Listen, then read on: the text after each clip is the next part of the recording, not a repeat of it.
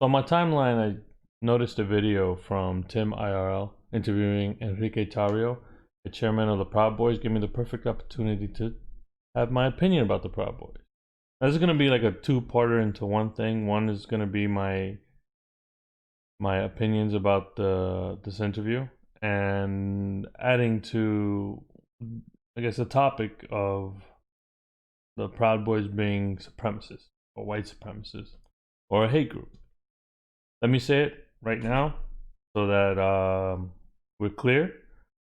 I personally do not think that the Proud Boys in their current state are in any way, shape, or form a hate group. Are they racist? They have people from every race as part of their group. Are they supremacists? They're Western supremacists. It's not necessarily a white supremacist thing because, as I said, they have people different colors in their group, different religions, different ideologies that are part of their organization. So are they white supremacists? No. Are they racist? No. Nothing has led me to believe that to be the case. So what's going on here? What are my opinions? In this video specifically, he brings up the Dakota pipeline and says this. I want to ask you, what's your stance on Dakota Access Pipeline? I disagreed with him because I believe that, and I think I even disagree with people that were against the Dakota Access Pipeline also. I think personally, as an individual liberty, I don't think that a pipeline, they should take away property from, I don't care if they were indigenous people. I don't care where they were from. To me, they were Americans. And they were taking away property from Americans to basically give it to a corporation. I think it's fine that he labels, indigenous people, Americans, and that enough is reason for him to defend the land and saying no pipelines for big companies or anything like that. But I think there is still an important distinction that we need to make when it comes to Native American, because this was their land first. And if they said, for whatever reason, that this piece of land is sacred or that this land belongs to them, either given to them by the government way back when, it's an important distinction for us to understand that we should honor that we should respect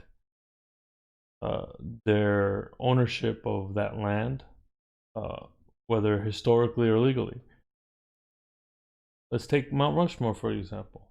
It was given to the native tribes of that area in perpetuity, and still, the Americans at that time went back on their word and did what they wanted anyway. So it is an important thing to understand that it's not just always about America. It's great that in this situation, whether you see it as an American thing or you see it as a Native thing, that it just so happens that we reach the same conclusion, that this is that the government has no right to doing this on their land.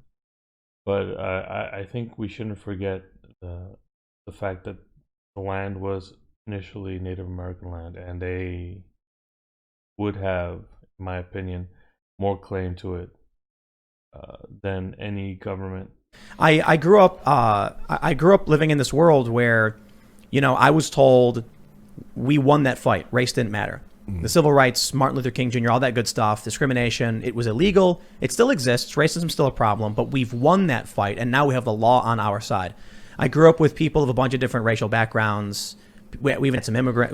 One kid was from Poland. He was an immigrant. One kid, Hispanic, spoke Spanish. We had some Asian immigrants. We had some people who were various mixed race, and it never occurred to us. We did have one kid who would call everybody by their racial slur, but it was like a South Park era thing, And so to us, it was actually kind of funny because we were all equally insulted. But I grew up thinking like none of this actually matters, and that took that power away. It's great that he grew up in an inclusive environment, right? Because these things exist, right? it's an important thing to understand that in order for slaves to have been freed, there had to be a percentage of the white community that thought that slavery was wrong, that thought that it was important that recently freed blacks and their ancestors would be included into our society, and to eliminate that from the conversation takes away from the fact that we can all rally up to that idea that inclusiveness and an open mind is something inherent in all of us, regardless of skin color. And it wasn't until we started seeing the rise of this left, the identitarian, the intersectional leftists, where all of a sudden now you have to you have to explain what your race is. Sorry guys, I got a bit of technical difficulty, so this is how you're gonna get me for now, for the rest of this video. So I wanted just to add to the whole identity thing, and that's, historically speaking, everybody does it, right? It's not just, okay, the leftists brought it up because we're living in the same era where this is happening. This has all roots in the past, and this is the recurring theme here, folks, is that because these things have roots in the past, our issue is that we haven't been dealing with those roots. We haven't been properly tending to this garden, and because we haven't been doing that, we get the same weeds popping up every so often. The changing categories the U.S. Census has used to measure race, and this thing is something going back as far as, I saw it somewhere here, 1790. Let me see if I can zoom this up a little bit more for everybody. So this all began in the 1790s when we had our first census, right? And then ever since then, we've consistently been changing what we defined as race because we needed some sort of identity, apparently. So here, like for example, throughout most of history of the census, someone who was both white and another race was counted as non-white race. In the 1850 census, enumerators were instructed to record blacks, mulattoes, generally defined as someone who is black and at least one other race, black slaves and mulatto slaves separately. In 1890, the racial category of quadroon, defined as 1/4 black blood, and octoroon, 1/8 or any trace of black blood, were introduced. In 1930, for example, the one-drop rule included in enumerator instructions said that a person of mixed white and Negro blood was to be returned as Negro, no matter how small the percentage of Negro blood.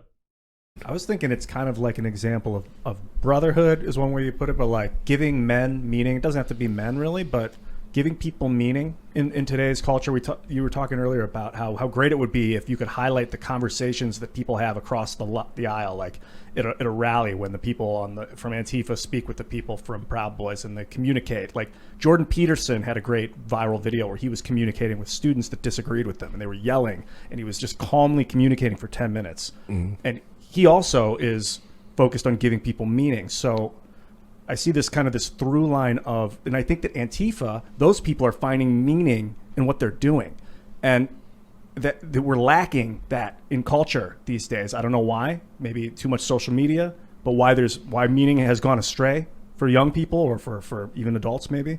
And that this is a type of thing that gives people meaning. The reason there's such a lack of culture is because America hasn't really created a place for that kind of culture to thrive, for, a culture of unification. We started our country off with slaves, and then even after we freed them, we created a line and said, hey, you're there, I'm here, I am better than you because I'm white. We had a civil war where the North and South fought each other. We have our two-party system, which is consistently, since the beginning of our country, created a rift between Americans. So why would anybody else, right? Why would there be a culture of other than something divisive? Why is today such a surprise? And so that this part of the video and the rest of it, I just find it funny because of that. it totally disregards everything from the past in the conversation. And all it brings to the table is current events, as if current events is what matters. As if the past had no dealing in our culture now, or our inability to find some sort of middle ground. Finally, let's get to the whole Proud Boys thing, and I'm going to try to make this quick. I'm going to show 2 videos, or clips of 2 videos. I'll have the links below. But both of them depict the origins of the Proud Boys in 2 different stories. Both stories are terrible. One more terrible than the other, but both terrible nonetheless. Like we're called Proud Boys because I went to one of my kids' music recitals and some ponce got up there, and while everyone's playing the piano and the violin and doing stuff they tried, he gets up and he goes, "Proud of your boy, I'll make you proud of your boy." It's some song from Aladdin. And I was looking around for the dad because I thought there's no way this dad is proud of his boy. And of course, he was the child of a single mom. Duh. Gavin really started hitting on him, going, "What are you doing? Like, get laid. A kid your age should be out there, you're just fucking plowing through pussy." And he's like, "Well, I'm, waiting for the right girl and everything." So Gavin would continuously goof on him. So he would always go to Broadway plays. So Gavin started getting music from musicals and playing it to him, like, "Hey, look at this, you pussy. Is this what you like?" And one of them was "Proud of Your Boy." It's a song from a musical, a Disney musical, I believe. And it's, "Oh, proud of your boy." It's one of those big, grandiose Broadway pieces of shit. I can't stand that stuff, man. I hate it. It's so confusing. Oh, it is. It's terrible. So he goofed on him about that and then said, we ought to make a club called the Proud Boys, and that way you can learn how to be a man. And, you'll get chicks and tattoos and, drink beer and hang out with guys as a joke.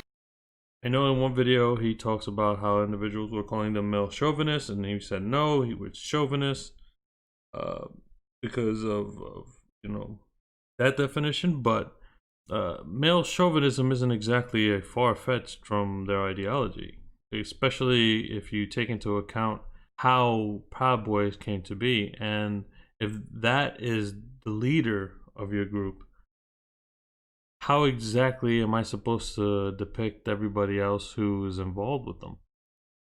So already the whole male chauvinist part, I don't see why I shouldn't think that. But also the other chauvinist part. And for example, let's look at Enrique's shirt saying American supremacy. I do not see the Proud Boys as a hate group now, but it doesn't mean that they don't have that capacity. It doesn't mean that there isn't going to be chapters of the Proud Boys who are going to have themselves militarized, especially in current events. It doesn't mean that eventually more and more Proud Boys will decide that they want to go that route, where it's not just all fun and games and getting together and beating up Antifa. It might end up being more. Already, when Trump said stand back and stand down, or whatever he said, a lot of them were already gearing up. And many of them of the belief that if Trump doesn't get the nomination, that there's going to be an uprising. Well, ladies and gentlemen, I'm going to leave it at that for today. These technical difficulties have made this last longer than I intended. I hope everybody has a good one. I don't care which political side you have. Again, I'm gonna repeat this as many times as I have to. I don't care who you vote for. I think the party system is trash. I think both candidates are trash. But what isn't trash is the American people. I mean, we might have our opinions about each other, but the point is we have within us the capacity to actually make changes. Whoever it is you vote for, remember that your side isn't the only side that needs representation. That we have a Republican president, don't forget the Democrats. If we have a Democratic president, don't forget the Republicans. The progress for our country, the keys to that progress reside in both conservative and liberal ideologies. And us coming together in ways that we haven't before. That's all I have to say. Again, take care. Goodbye.